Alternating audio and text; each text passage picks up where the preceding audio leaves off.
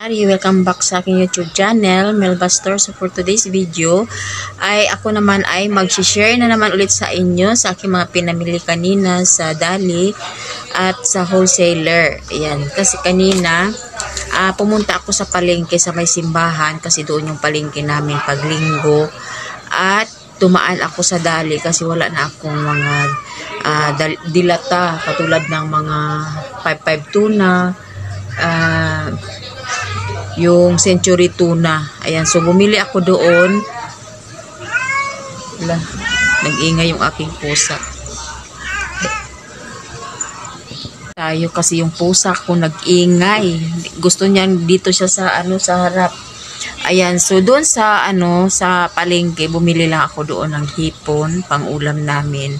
Tapos mga ricados, mga sibuyas. Ayun, bumaba na yung aking alaga. Yung sibuyas ngayon 200 na naman ang kilo, tapos yung mahal daw ulit, tapos yung kamatis is 120 ang kilo. Ayan, so ngayon bumili ako 200 na ang kilo. Ang mahal na talaga ng mga bilihin. Ayan, so dumaan ako sa Dali, pumasok ako doon kasi wala na akong itong diaper. Ayan.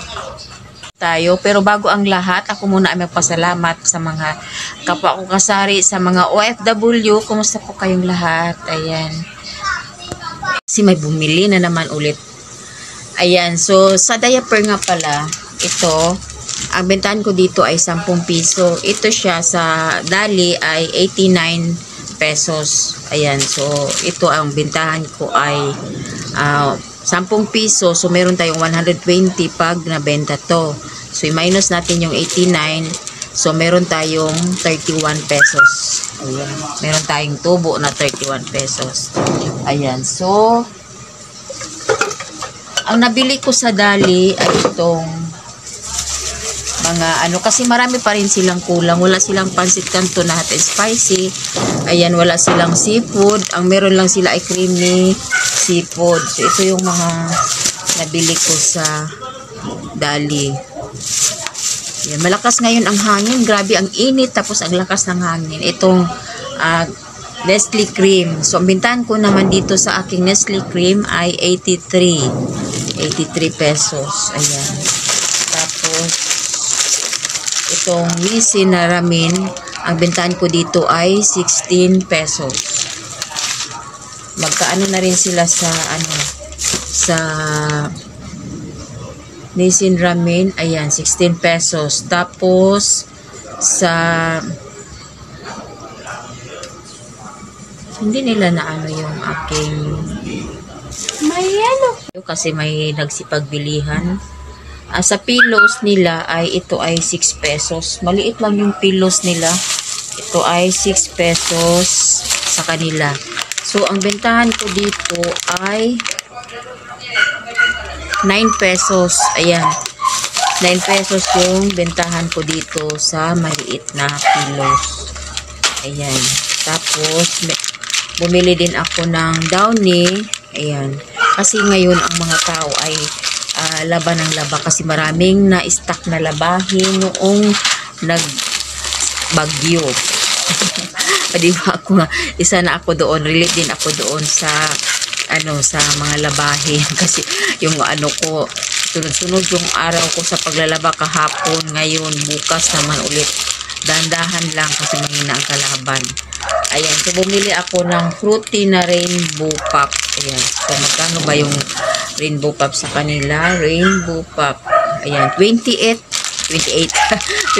pesos. Ayan, so ito ay 29.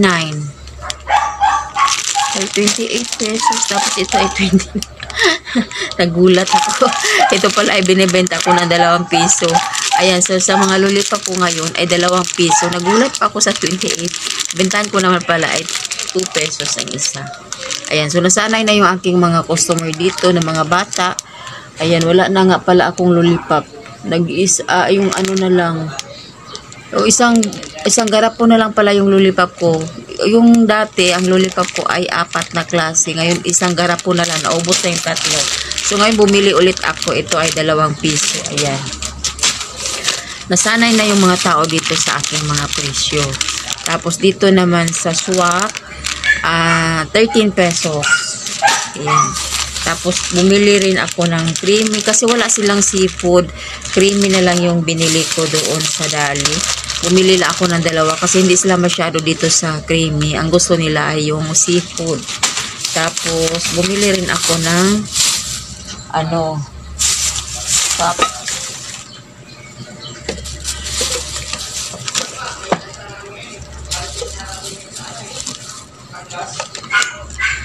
kalderita.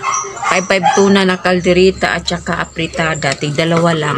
Ayan. So, ganyan lang yung aking mga dito. Dilata. Tig-2 lang dito sa apritada at saka sa kalderita. Tapos, meron din akong tig-2 din sa hot and spicy at saka sa flakes in oil. Ayan.